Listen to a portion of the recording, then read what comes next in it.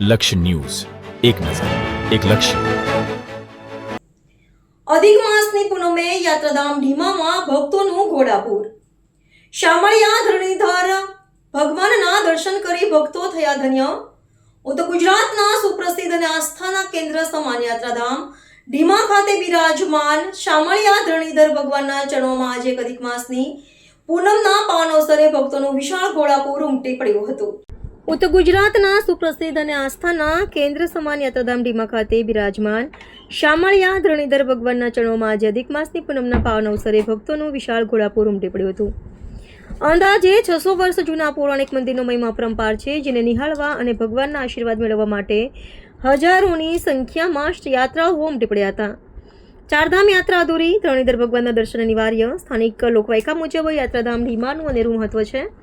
ભક્તોમાં એવી પ્રબળ શ્રદ્ધા છે કે ચારધામની યાત્રા કર્યા બાદ પણ જ્યાં સુધી શામળિયા ધરણીધર ભગવાનના ચરણોમાં શીશ નમાવવા ન આવે ત્યાં સુધી કરેલી યાત્રા અધૂરી ગણાય છે. ભક્તોની આ તૂટ શ્રદ્ધા એટલી પ્રબળ છે કે ઘણા ભક્તો હજારો કિલોમીટરનું અંતર પગપાળા કાપી કે દંડવત પ્રણામ કરીને દાદાના ચરણોમાં શીશ નમાવવા પહોંચે છે. સમગ્ર દેશમાંથી ભક્તોની ભીડ યાત્રાધામ ઢીમાની આસ્થા માત્ર ગુજરાત પૂરતી સીમિત નથી. અહીં ગુજરાત ઉપરાંત મહારાષ્ટ્ર, રાજસ્થાન સહિતના અનેક રાજ્યોમાં તેમજ મુંબઈ, અમદાવાદ, દિલ્હી, આગ્રા જેવા દેશના મોટા મહાનગરોમાંથી અને વિદેશથી પણ મોટી સંખ્યામાં ભક્તો દાદાના દર્શનાર્થે પધારે છે. યાત્રાળુઓની અવિરત આવક મંદિર પરિસરને ભક્તિમય બનાવી દે છે. પૂનમનો મહિમા. દર પૂનમના દિવસે અહીં લાખોની સંખ્યામાં શ્રદ્ધાળુઓ ઉમટી પડે છે. ખાસ કરીને વર્ષની 4 મુખ્ય પૂનમો જેઠ પૂનમ, શ્રાવણી પૂનમ, કાર્તકી પૂનમ અને માગશર પૂનમના દિવસે ભક્તોની એટલી વિશાળ સંખ્યામાં ભીડ હોય છે કે જેની કોઈ સીમા રહેતી નથી. મંદિરના મુખ્ય પ્રવેશદ્વારની સામે આવેલું પૌરાણિક મંદિર પણ ભક્તો માટે આકર્ષણ અને આસ્થાનું પ્રતીક બન્યું છે. અધિક માસની આ વિશેષ પૂનમના દિવસે ભક્તોએ ભક્તિભાવપૂર્વક ભગવાન શામળિયાના દર્શન કરી ધન્યતા અનુભવી હતી.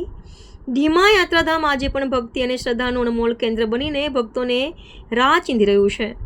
અહેવાલ શ્રવણ સોલંકી, ધરણીધર ઢીમા. પ્રજાપતિ ભીખાભાઈ વાઘાભાઈ, ગામ ભાખરે.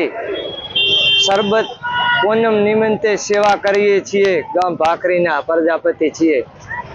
કેટલા સમયથી આ તમે સેવા કરો છો? બસ આ 12 મહિનાથી, 1 વર્ષથી. હા. બોલો શ્રી ધરણીધર ભગવાન કી જય. શ્રી ધરણીધર મંદિર ટ્રસ્ટ અને શ્રી ઢીમા ગામના અમારા યુવા મિત્રો દ્વારા અને ઢીમા ગામના યુવા મિત્રોની સેવા અને ધરણીધર મંદિર ટ્રસ્ટ દ્વારા ઘણા સમયથી અમે છાશ વિતરણ અને ઠંડુ જળનું વિતરણ કરીએ છીએ. તેથી અમને ખૂબ દિલની અંદર આનંદ થાય છે. શ્રદ્ધાળુઓ ઠંડી છાશ પીએ છે, એમને પણ આ ગરમીની અંદર એમને પણ સંતોષ થાય છે. અને આવું સેવાકીય કાર્ય કરવાથી અમે અને ઢીમા ગામના યુવાનોને, મારા ભાઈઓને પણ ઘણો આનંદ થાય છે.